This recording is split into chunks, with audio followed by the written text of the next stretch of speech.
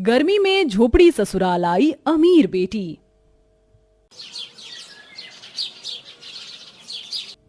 Niharika full speed में अपनी car चलाए हुए जा रही थी। उसे आसपास के लोगों का जरा भी अंदाजा नहीं था, तभी सामने कीचड़ आ जाता है। निहारिका की कार की स्पीड की वजह से वो सभी कीचड़ वहां से गुजर रहे एक आदमी के ऊपर पड़ती है।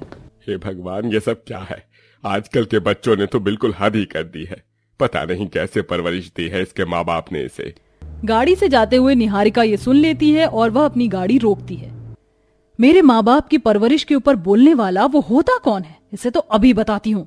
जैसे ही निहारिका गाड़ी से उतरती है, वो अपने सामने जगदीश को देखकर हैरान रह जाती है और उसके पैरों तले जमीन खिसक जाती है।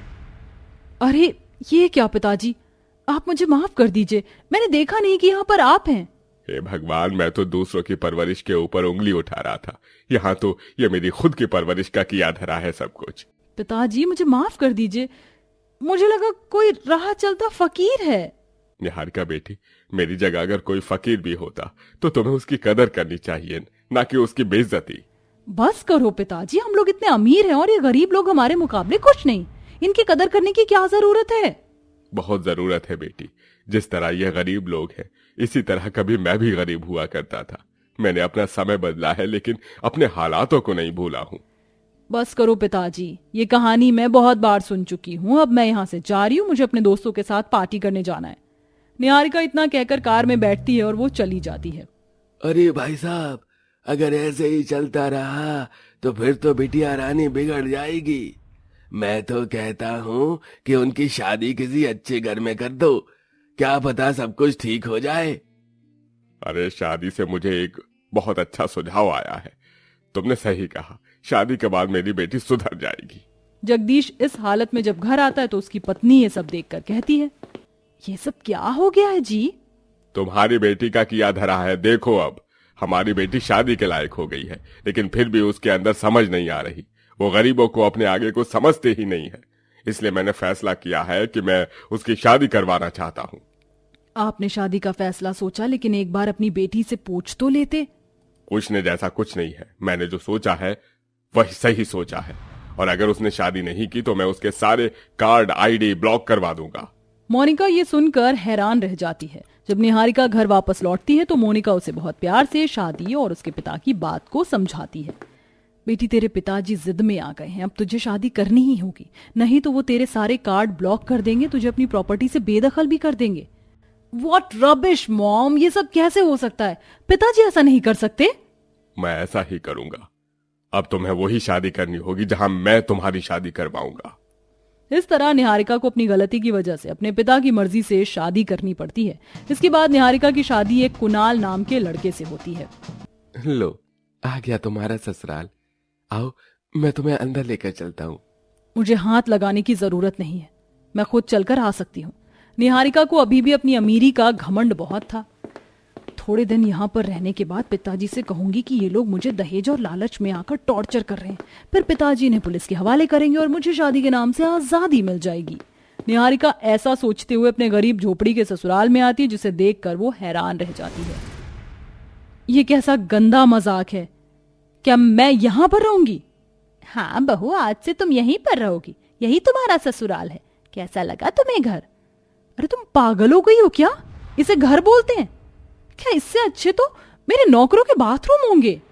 हम लोग बहुत गरीब हैं, लेकिन चिंता मत करो, धीरे धीरे मैं इस घर को ठीक करवा लूंगा। मुझसे शादी करने के लिए मेरे पिता से मोटी रकम तो ली ही होगी तुमने। उन्हीं से ये घर ठीक करवाकर मेरे कमरे में एसी लगवा दो। मैंने तुम्हारे पिता से कोई रकम नहीं ली। मेरे पिताजी तुम्हारे पिता के घर में नौकरी करते थे। कुछ साल से उनकी तबीयत बहुत ज्यादा नाजुक है, वो अस्पताल में एडमिट हैं।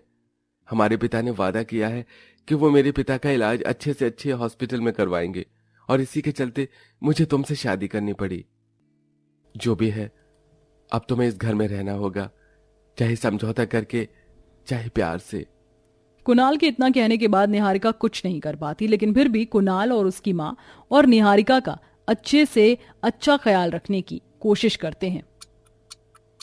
ओह माय गॉड, बहुत ज्यादा गर्मी लग रही है। एक पंखा तो बहुत दूर, एक कूलर भी नहीं है तुम्हारे घर में।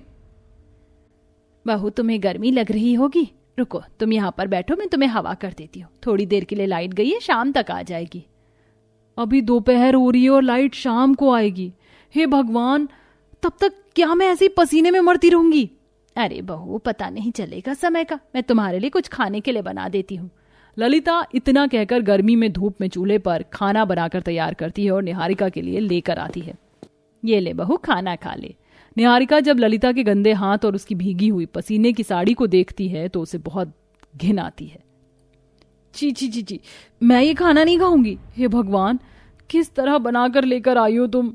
निहारिका खाना साइड में कर देती है। वहीं दूसरी तरफ उसे झोपड़ी के घर के अंदर आ रही धूप की वजह से बहुत ज्यादा गर्मी लगने लगती है। ये गरीब लोग कैसे रहते हैं इतनी गर्मी में, मुझे तो जरा भी बर्दाश्त नहीं हो रहा। तभी कुणाल एक बर्तन में शरबत लेकर आता है। माँ, पड़ोस वाली भाभी ने आपकी नई बहू के लिए सत्तू का शरबत भेजा है, ये लो, इसे पिला दो। बहू ने खाना ही नहीं खाया, शरबत कहाँ पिएगी? फिर भी पूछ लेती हूँ। ललिता जब शरबत लेकर निहारिका के पास जाती है तो निहारिका का पूरा गाल पानी ना पीने की वजह से सूखा होता है और उसके मुंह से आवाज भी नहीं निकल पा रही थी। वह शरबत को देखते ही फौरन पी लेती है। स्वादिष्ट है, थोड़ा सा और दे दीजिए, मेरा गला सूख रहा है। ये लो बहू, पी लो, तुम्हारे लिए ही है। ललिता का अच्छा स्वभाव देखकर कहीं ना कहीं निहारिका नॉर्मल बर्ताव करने लगती है। अब रोज सुबह शाम निहारिका देखती है कि उसका पति कुणाल मजदूरी करने जाता है और कमाए हुए पैसों से वो घर चलाता है। वहीं उसकी सास धूप और गर्मी में दिन रात घर के सारे काम अकेले करती है। गर्मी से उसकी तबीयत भी खराब होने लगती है। हे भगवान, एक तो मैं अकेली करने वाली, ऊपर से तूने मुझे ही बीमार कर दिया। अब ये घर कैसे चलेगा? ललिता की यह हालत निहारिका देखती है तो उसे अच्छा नहीं लगता, जिसके चलते वह अपने अमीर घमंड को दूर करके घर के कामों को करने की कोशिश करती है। शुरुआत में तो उसे घर का एक भी काम ठीक से नहीं होता, लेकिन कोशिश करते करते वो सारे काम ठीक ठाक से कर लेती है। माँ जी, खाना खा लीजिए। ये क्या बहू, तुमने खाना बनाया है? अरे तुम तो पूरे पसीने में भीग रही हो, रुको मैं तुम्हें हवा कर देती हूँ। नहीं माँ जी, मैं आपको हवा करती हूँ, आप खाना खाइए। निहारिका हाथ वाला पंखा लेकर ललिता को हवा करने लगती है। अब ललिता खाना खाने लगती है, तभी उसकी आंखों में आंसू आ जाते हैं। क्या हुआ माँ जी, रो क्यों रही हो आप? पहली बार बहू का सुख प्राप्त हुआ है। तुम अमीर हो, मैं जानती हूँ, झोपड़ी के ससुराल में तुमसे रहा नहीं जा रहा होगा। नहीं माँ जी, मैं यहाँ रह लूंगी, देखना सब कुछ ठीक हो जाएगा। निहारिका के पास जो पैसे होते हैं वो उन पैसों से अपनी झोपड़ी के ससुराल की मरम्मत करवाती है और घर में एक कूलर और फ्रिज खरीद कर लाती है, जिससे घर ठंडा रहता है और फ्रिज से उन्हें ठंडा पानी मिल जाता है। अब अमीर बहू धीरे धीरे पूरे घर को अकेले संभाल लेती है और अपने गरीब ससुराल में खुशी खुशी रहने लगती है। और कुछ दिनों बाद जब जगदीश अपनी बेटी से मिलने आता है तब उसे ये सब पता चलता है और वो बहुत खुश होता है। बस बेटी, मैं यही चाहता था कि तुम अमीरी और गरीबी में फर्क न करो। आज तुम इस घर को संभाल रही हो, इसका मतलब मेरी बेटी बड़ी हो गई है और समझदार भी। पिताजी, जो मैंने गलती और नादानियां की उसके लिए मुझे माफ कर देना। अब मैं अपने ससुराल में बहुत खुश हूँ, यही मेरा परिवार है। इस तरह निहारिका अपने पिता को अपने गले लगा लेती है और अपनी झोपड़ी जैसे ससुराल में अपने गरीब परिवार के साथ खुशी खुशी रहने लगती है।